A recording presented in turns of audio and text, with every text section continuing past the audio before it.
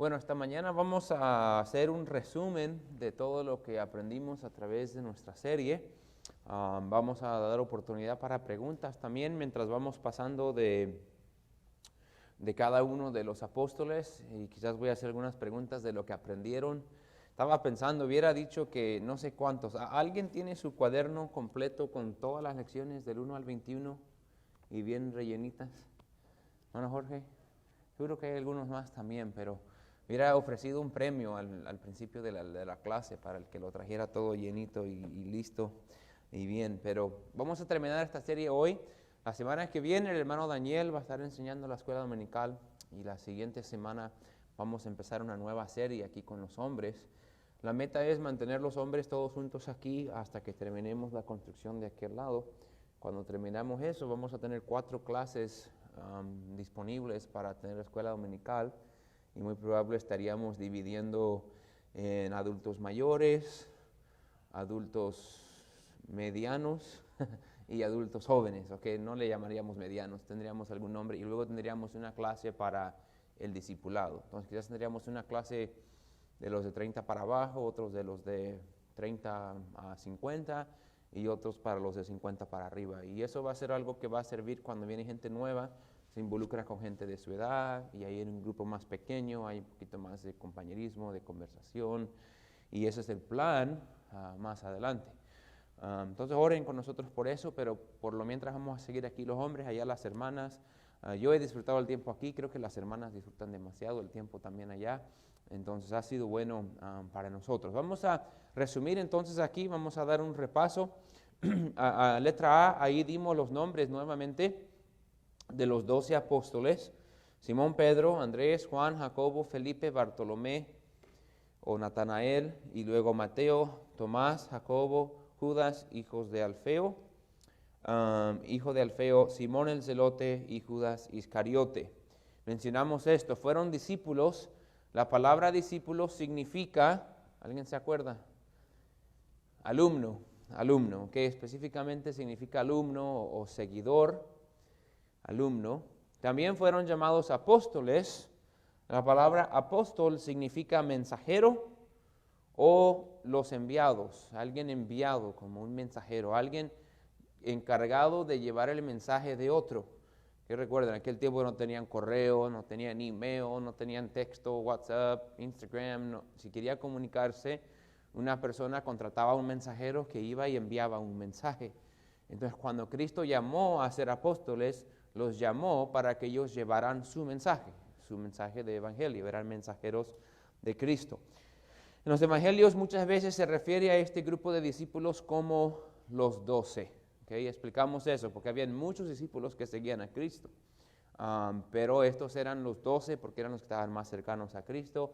Si podemos decirlo así, ellos eran los discípulos de tiempo completo. Ellos habían dejado su vida a un lado y estaban con Cristo 24 horas al día por todo el tiempo que Él estuvo aquí en la tierra.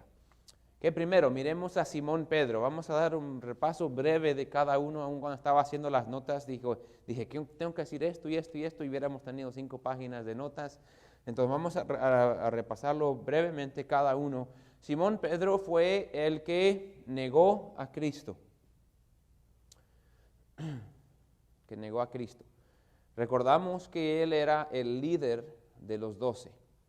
Mencionamos que él siempre fue el que fue mencionado primero en la lista. Entonces, él fue el líder. Cristo le dio el nombre Pedro, que significa piedra.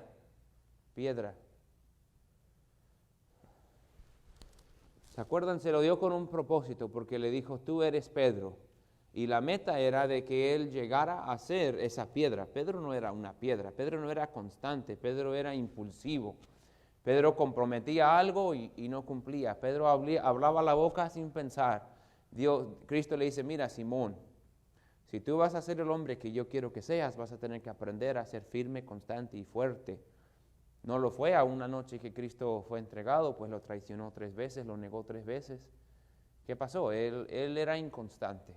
Pero, moldeado por el Señor Jesucristo, Él llegó a ser esa piedra, se paró el día de Pentecostés y predicó. El siguiente capítulo el cojo, sana al cojo, ¿se acuerdan que 3,000 personas son salvos? Los llevan a él y Juan cautivos, les dicen que ya no prediquen en el nombre del Señor. Y Pedro, con audacidad y con valentía, él dice, Dios nos ha dicho que hagamos esto, usted díganos si escuchamos al hombre o si escuchamos a Dios. Y Pedro siguió predicando. Después fueron azotados, él y Juan, y los soltaron, y ellos salieron gozosos de haber tenido por digno el ser azotado por el nombre de Cristo. Entonces, vemos que este hombre que vemos en los evangelios, error tras error, tras error, tras error, tras error, sometido al liderazgo de Cristo, se convirtió en un gran hombre. Y empezamos nuestra serie ahí animándonos a nosotros.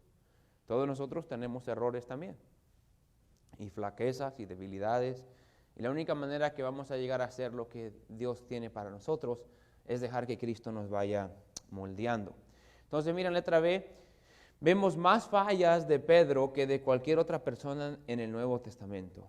Pero Dios lo transformó y lo usó para su gloria. ¿Qué letra C? Miramos algunas características naturales que habitaban en Pedro, que componen un buen líder. Dimos 2 lecciones en la vida de Pedro acerca del liderazgo.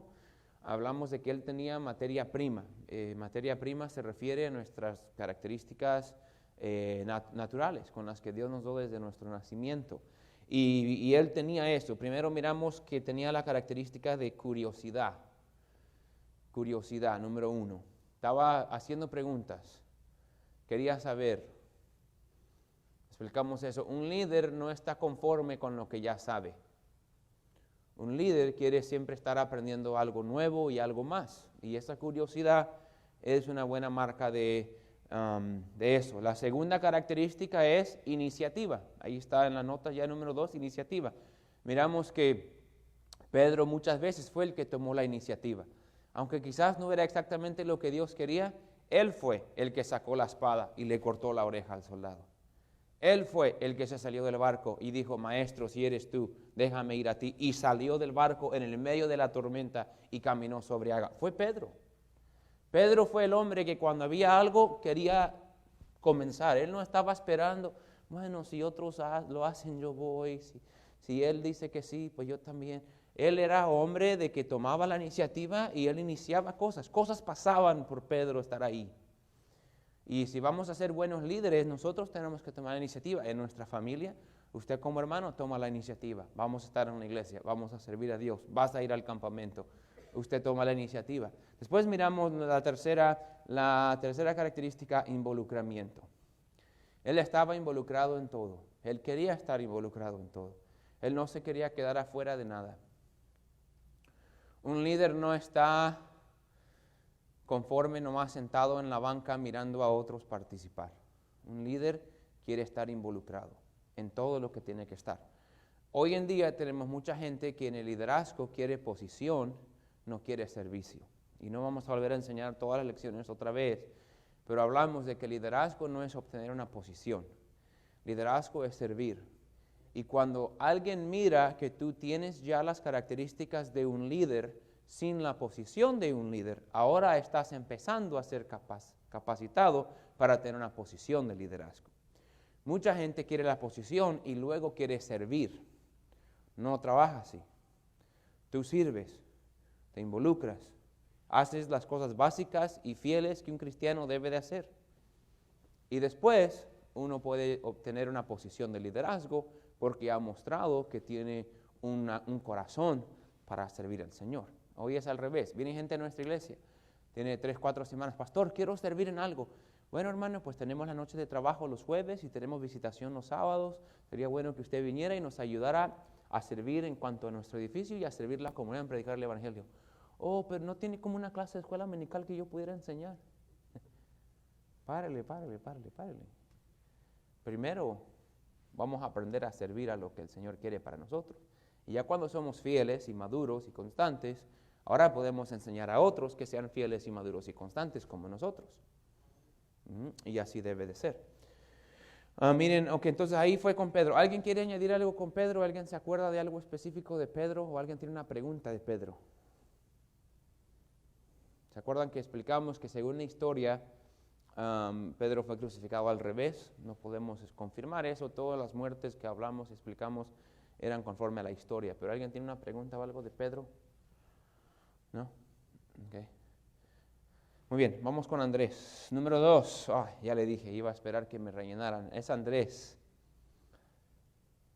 Andrés le pusimos el apóstol de las cosas pequeñas. ¿Quién se acuerda por qué? ¿En cuál historia famosa del Nuevo Testamento está involucrado Andrés? Hermano, me están desanimando. Hermano Daniel. Sí, los 5 panes y los 2 peces.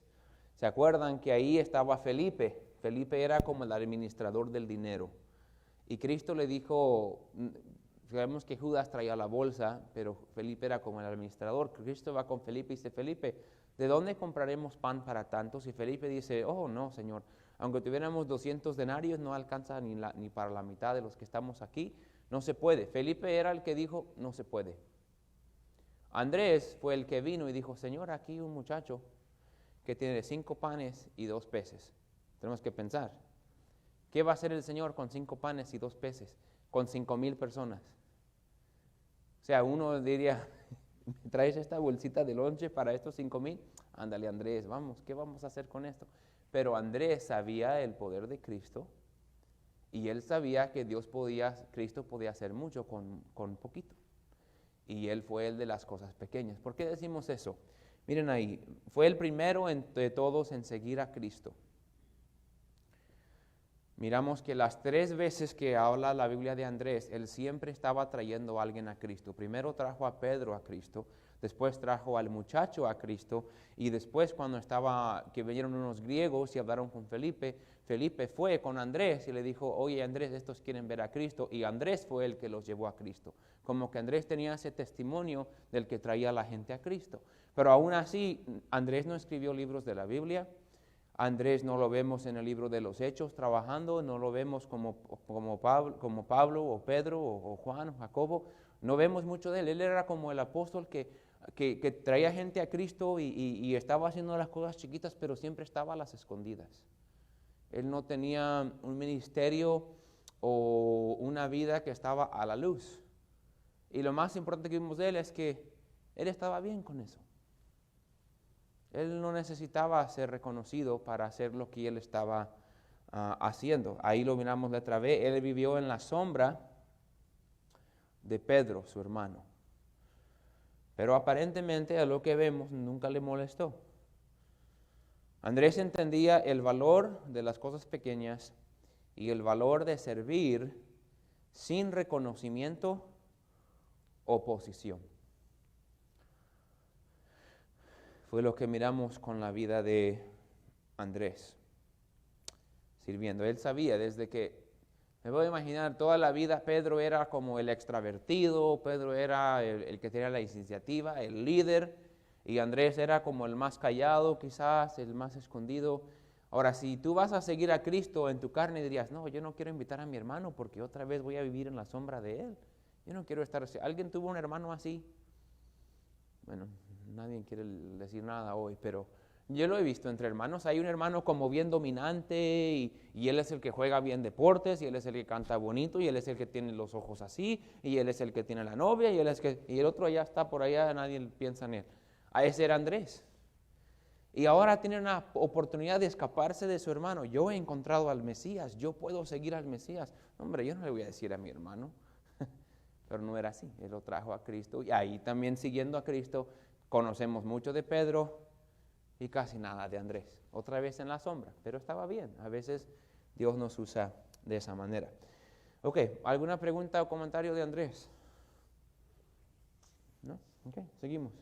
Número 3, Jacobo y Juan, los hijos de Zebedeo, pero también tenían un sobrenombre, los hijos del trueno. Ok, muy bien, hijos del trueno. Fue lo que Cristo les llamó así una vez. Lo miramos que eso muy probable no era de una manera buena, era por su deseo por grandeza,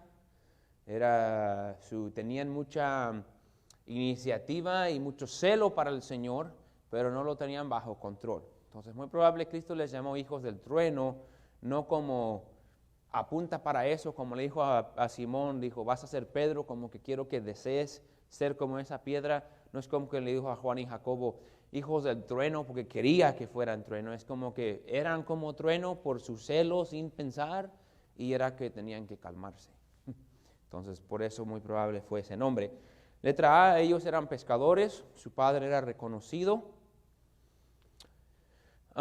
Por eso le llama hijos de Zebedeo, su padre muy probable era conocido. ¿Y qué más vimos? Si alguien se acuerda, cuando creo que lo estudiamos con la vida de Juan, que Juan conocía a cierta persona. ¿Se acuerdan quién era? Hermano Daniel. El sumo sacerdote. ¿Cómo sabemos eso? La noche que Cristo fue entregado, en el libro de Juan nos dice que Pedro pudo entrar al lugar donde estaba Cristo porque Juan le dio entrada VIP, que no dice VIP, pero le dio entrada especial porque Juan conocía al sumo sacerdote. Entonces, Juan y Jacobo vienen de una familia reconocida. Muy probable su papá tuvo una compañía de pesca. ¿Por qué? Porque nos dice en uno de los pasajes que miramos que estaban Jacobo, Juan y los trabajadores de ellos.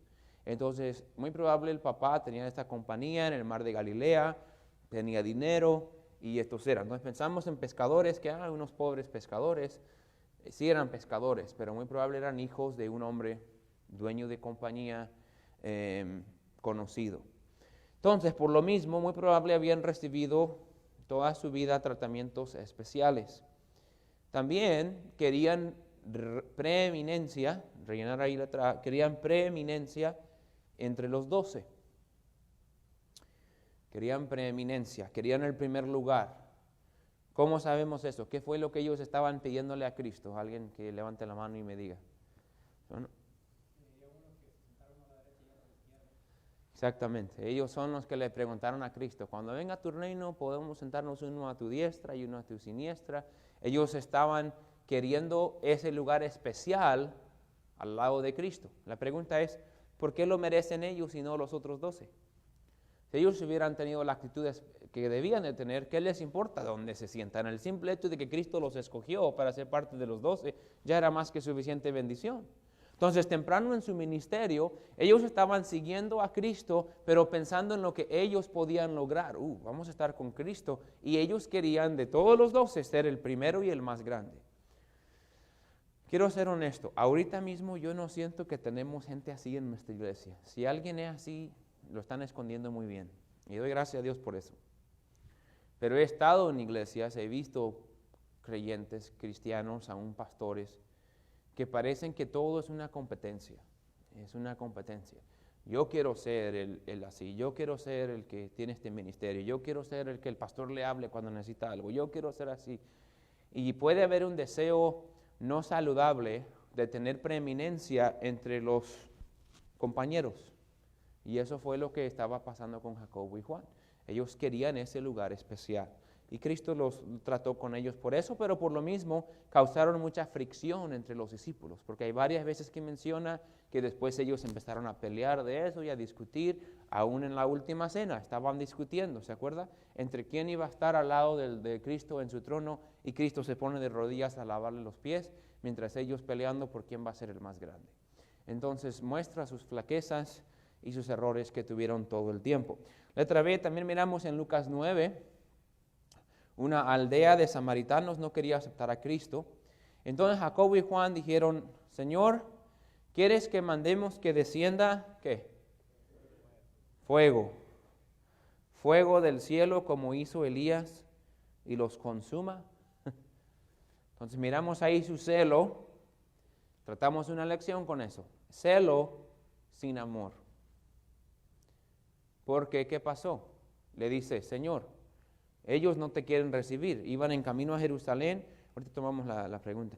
Iban en camino a Jerusalén y quieren pasar la noche en Samaria. Cristo manda a los discípulos adelante de él y les dice que si pueden estar ahí, dicen no, lo rechazan al Señor Jesucristo. No, aquí no se va a quedar ningún judío que va en camino a Jerusalén.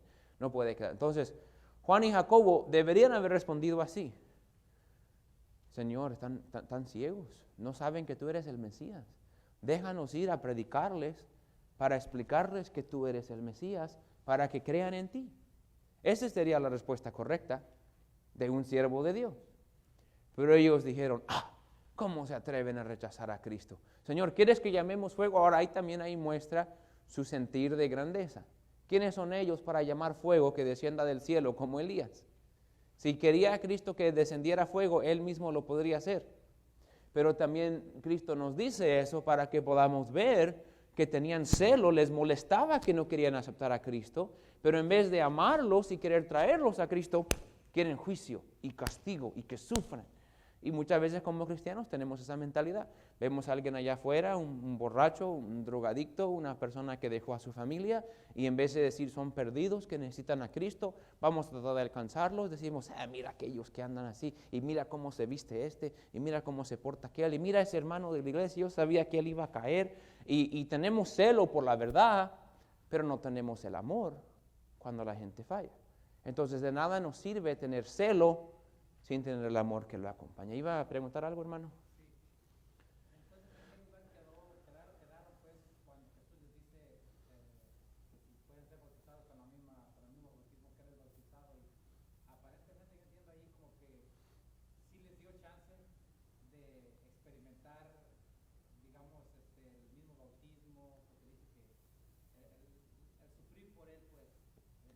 Sí, o sea, él les dijo que lo que iban a hacer es que iban a sufrir como Él sufrió.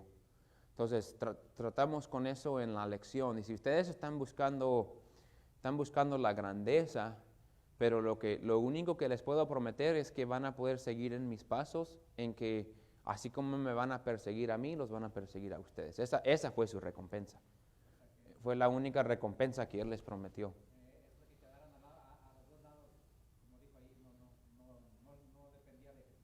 Sí, eso. Y eso no lo sabremos hasta que lleguemos allá arriba. Sí.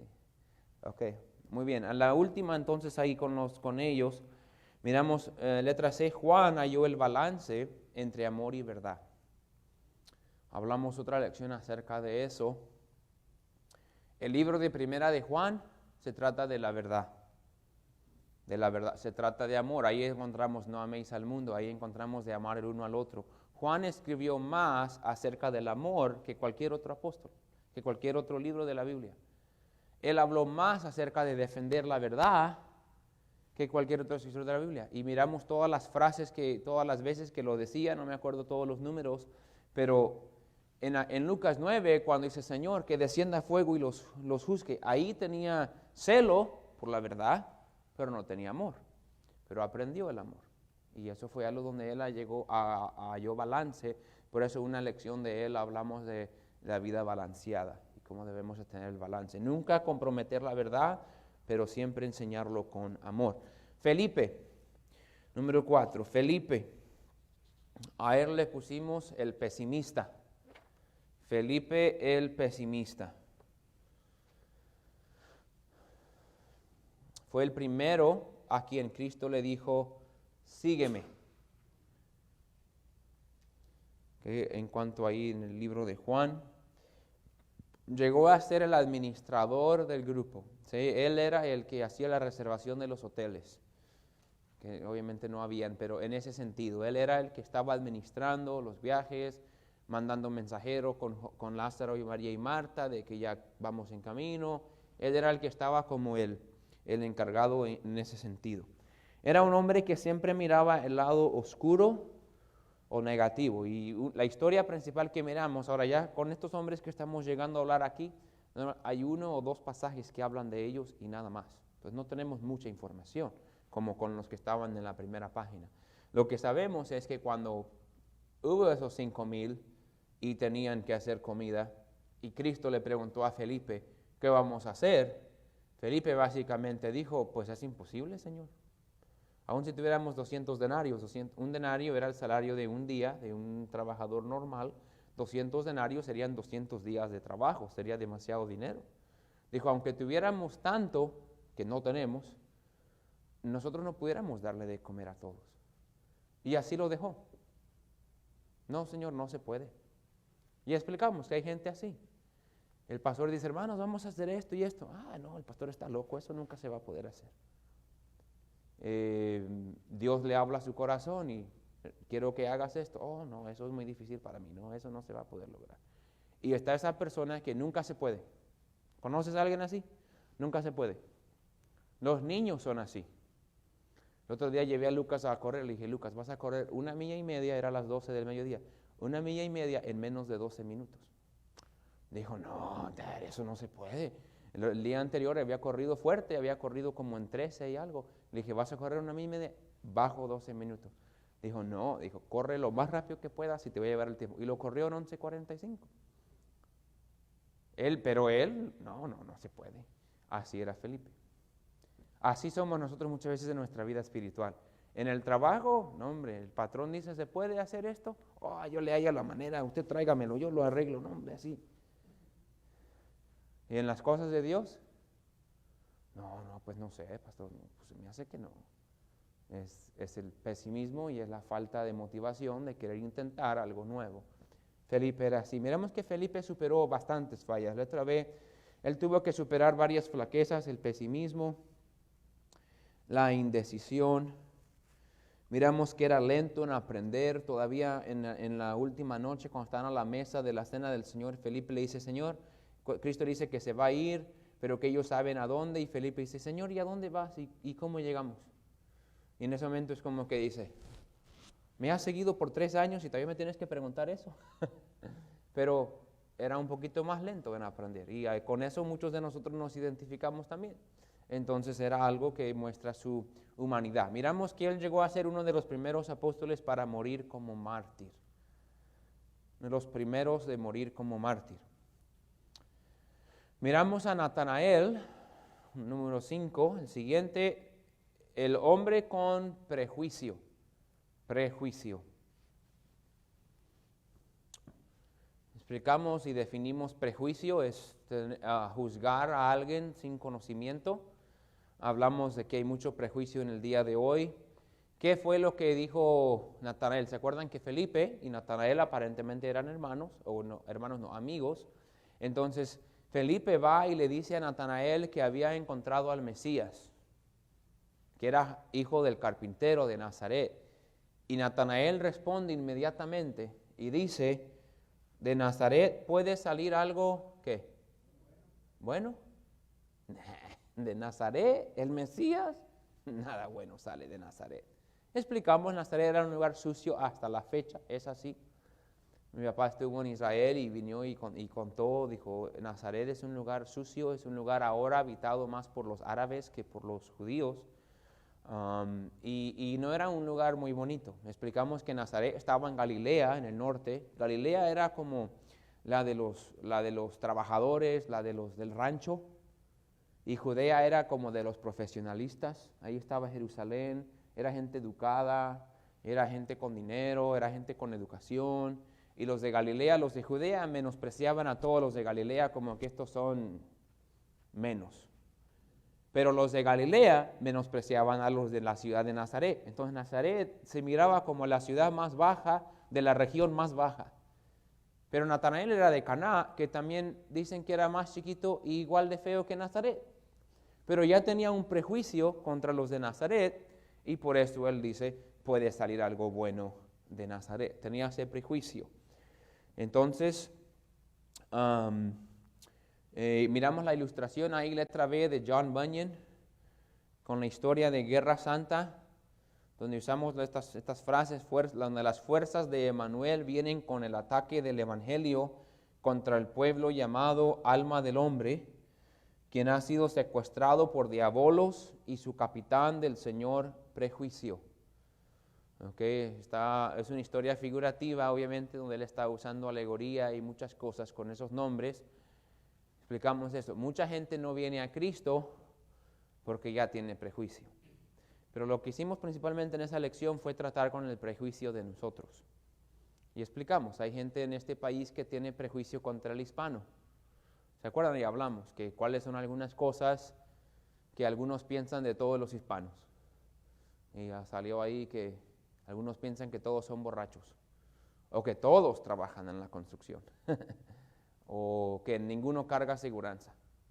No te vaya a chocar el hispano porque si te choca no trae aseguranza y se va a ir volando antes que llegue la policía. o hay cosas así que son prejuicios contra nosotros. El hispano tiene prejuicios contra otros, ¿sí? El hispano puede tener prejuicio contra el moreno y pensar que es flojo. Y en ese momento hay algunos diciendo, no, pastores, que son flojos. Sí, los que usted ha conocido son flojos. ¿Por qué? Porque los morenos que trabajan en la construcción son los que no se educaron, muy probable se salieron de la escuela a los 13, 14, 15 años, dejaron a una muchacha embarazada, son los irresponsables y por eso andan trabajando en la construcción, porque si no estarían trabajando en otra carrera o vienen a la universidad y andan ahí. Entonces uno conoce cierto grupo, pero decir todos son así es prejuicio y es incorrecto y debemos que tratar siempre con esto, tanto lo mismo como en la iglesia y todo lo demás. Hablamos de que gente hace prejuicio contra nosotros por ser bautista, o nosotros podemos hacer prejuicios contra otra persona por la iglesia que asiste. Entonces debemos de evitar todo tipo de prejuicio. Después miramos Mateo. ¿Quién se acuerda qué era Mateo? Mateo sí, ¿cuál es otro nombre para eso? El publicano, ¿ok? Rellenen ahí el publicano. Él hubiera sido odiado por el pueblo. Era un judío, que algunos publicanos eran romanos o eran griegos. Entonces el judío entendiera que le cobrara tantos impuestos y se alineara con el gobierno de Roma. Pero que un judío se fuera a hacerlo sería traición. Es como hoy en día andan buscando, Oklahoma City anda buscando agentes de migración bilingües. Y ahí a la oficina el hermano Miguel Ángel se va a aplicar para ser un agente de migración. ¿Cómo lo miraríamos? Hombre, hermano, ¿cómo usted? No se olvide de la raza. Entonces, así miraban a Mateo los judíos. Era un judío vendido. Él prefería, por dinero, alinearse con el gobierno de Roma, quien estaba robándole a los judíos, él todavía robándole más de lo que debía, y él era ese judío. A un hombre así lo podría usar el Señor, sí. Por eso en todo esto vemos que Cristo llamó hombres de todas áreas de vida. Lo único que no llamó fue alguien que todos dirían, oh, él sí. Es lo único que falta en esta lista. Lo único que falta en esta lista es el hombre que ya estaba casi como perfecto, con el trasfondo perfecto y la vida perfecta y su vida en orden. No hay nadie llamado así. Todos tenían algo de su trasfondo o de su vida que nos deja pensar, ¿y cómo lo va a usar el Señor? Y Dios hizo eso para mostrarnos que eran hombres comunes y corrientes igual que usted y yo. Entonces, letra A, el odiado por el pueblo por su traición y robo, pero fue transformado y usado cuando se sometió al llamado de Cristo. Miramos también que él hizo un banquete en su casa con Cristo y los publicanos, después de seguir a Cristo. Él invitó a todos los publicanos a Cristo, a su casa, y trajo a Cristo.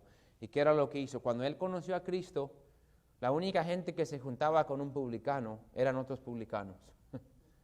Entonces sí, eventualmente él va a tener que abandonar la gente con quien él se juntaba. Pero tratamos con esto. Antes de abandonar la gente con quien te juntas, trata de ver si la gente con quien te juntas quiere conocer al mismo Cristo que tú acabas de conocer. Entonces, él era un nuevo convertido, Mateo. Dice, Señor, voy a invitar a esos publicanos a mi casa y quiero que le expliques quién eres. Y ahí está Cristo en el banquete predicando a los otros publicanos. Mateo rápidamente quería traer otra gente también a Cristo. Tomás, el pesimista heroico, que le llamamos así, heroico. Todos conocen a Tomás por dudar de la resurrección, pero lo que miramos fue que él tenía un deseo de estar siempre cerca de Cristo, siempre cerca. Si Cristo iba a morir, él también prefería morir. Eso lo vimos en Juan 11, cuando murió Lázaro. Y dijo Cristo, vamos a ir allá. Y los discípulos dijeron, ¿cómo vamos a ir? Acabamos de salir de allá porque quieren matar al Señor. Si regresamos, van a matar al Señor otra vez. Y Tomás dice, vamos. Y si lo matan a él, pues que muéramos también nosotros con él. Y lo que estaba diciendo es, yo quiero estar tan cerca de Cristo que si él se va a ir de este mundo, pues yo también. Entonces, ¿qué pasó? Cuando Cristo se murió, Él se desanimó y los hermanos se reunieron, Él no fue. No, ya mi Cristo se fue. Yo no quiero estar ahí con los hermanos sin Cristo. Entonces Cristo apareció en el lugar alto y Tomás no estaba. Entonces cuando los discípulos le contaron, Tomás no creyó. Pero miramos en el pasaje que cuando las mujeres que fueron a la tumba habían dicho que lo habían visto, los discípulos tampoco no creyeron. Entonces, Tomás no fue el único que dudó, nomás lo conocemos así porque se llama la atención a ese evento, pero la razón que dudó fue porque él tanto extrañaba a Cristo que él quería estar con él, él quería estar cerca de Cristo. Entonces miramos letra B, no se reunió con los otros 12, con los otros discípulos después de la resurrección, muy probable desanimado, y por lo mismo dudó la resurrección de Cristo. Dudó. Que miremos estos tres y vamos a seguirle avanzando ahí, se nos va el tiempo. Jacobo se llamaba el menor. Hablamos que no conocemos mucho de él, pero Jacobo, el hermano de Juan, y Jacobo porque era menos conocido, porque tenía menos responsabilidades, se llama Jacobo el menor. Simón el zelote, miramos que él era de los zelotes que eran extremistas políticos y eran violentos contra Roma. Violentos. Después miramos a Judas, el hijo de Alfeo, que fue el mejor de los dos Judas. Es lo único que conocemos de él, es lo que yo digo. El mejor de los dos era este. Los tres sirvieron y fueron fieles al Señor y la Biblia no nos da casi nada de detalles acerca de ellos más que su nombre o el nombre de su papá, algo así. Después miramos Judas Iscariote, el traidor. El traidor. Que miramos que él era avaro, tenía el amor al dinero, aún con el perfume, que quería robar dinero de la bolsa. Miramos que tuvo mucho potencial, pero lo desperdició. Miramos su egoísmo, miramos su hipocresía y miramos que él fue responsable por lo que él hizo. Hablamos de eso, aunque Dios sabía que él iba a hacer ese mal, si decimos que Dios lo puso en su corazón, tendríamos que decir que Dios fue responsable por la maldad que Judas hizo. Y no podemos decir eso, tenemos que decir que él fue responsable. Ok, vamos a terminar la conclusión y luego vamos a tomar alguna pregunta si alguien tiene en unos 2 minutos que faltarían. Usted y yo también somos hombres comunes y corrientes llamados a ser siervos de Dios.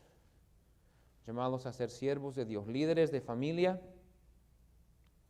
evangelistas en nuestro trabajo, barrio y con familiares. Hermanos, ese fue la razón de toda esta serie. Okay, espero que lo hayan agarrado. Yo sé que no todos han estado aquí cada semana. Pero la meta es ver cuando nosotros decimos, wow, Pedro, Juan, Jacobo, Andrés, esos hombres que caminaron con Cristo y cómo eran. Yo nunca voy a ser un gran hombre de Dios así. Yo nomás poco conocí a Cristo y trabajo en este trabajo y yo no terminé la escuela y ¿qué voy a hacer yo para Dios? No, yo no soy un gran hombre de Dios. Ellos tampoco. Lo único que hace a un hombre que sea un hombre de Dios es que vaya dejando que Dios lo vaya transformando. Entonces nosotros por eso estamos aquí en la escuela dominical, en la hora que sigue, en la tarde, el miércoles. ¿Por qué? Porque venimos diciendo, somos hombres con flaquezas y debilidades, pero confiamos que servimos un Dios que puede tomar nuestra vida simple y sencilla y la puede usar para su gloria. Si nos sometemos a Él, si dejamos que Él nos cambie. Si dejamos que nuestras prioridades sean las de Él, si le damos el tiempo que Él merece, si le damos la atención que Él merece, si somos fieles en servirlo, cada uno de nosotros podemos ser usados de una igual manera que fueron usados estos hombres. El problema es que no nos sometemos. El problema es que puede ser que usted se sienta aquí hoy y usted es el mismo exacto hombre que era cuando empezamos esta serie hace 24 semanas. Usted no ha cambiado nada. Todavía no lees tu Biblia constantemente. Todavía faltas a la iglesia los mismos servicios que faltabas antes. Todavía tienes los mismos problemas con tu mujer por tu carácter. Todavía tus hijos están igual de descontrolados. Así no se convierte uno en un hombre de Dios. Uno se convierte en un hombre de Dios cuando uno viene a escuchar la palabra de Dios, la lee en su propio tiempo y dice, man, Dios me golpeó hoy, yo tengo que cambiar algo. Y va dejando que la palabra de Dios lo va cambiando. Por eso Pedro llegó a ser diferente. Por eso Jacobo y Juan llegaron a ser diferentes, y Mateo y Tomás, porque dejaron que Dios los transformara. Todo tiene que ver con eso. Otra vez, la única manera que vamos a ser usados por Dios es permitir que el Espíritu obre en y por medio de nosotros. Fue lo que tratamos las primeras 2 semanas de la clase. Queremos que el Espíritu de Dios obre en nosotros para que después pueda obrar por medio de nosotros. Pero no puede obrar por medio de nosotros hasta que primero obre en nosotros. Primero nos transforma y luego nos usa. Número 1, con enseñanza, predicación, comunión diario, pruebas, caídas, flaquezas y victorias. Todavía vamos a tener caídas, vamos a tener flaquezas, pero seguimos adelante, siempre fiel. Número 2, Cristo tiene un plan desde tu nacimiento. Deja que Dios obre en y por medio de su vida.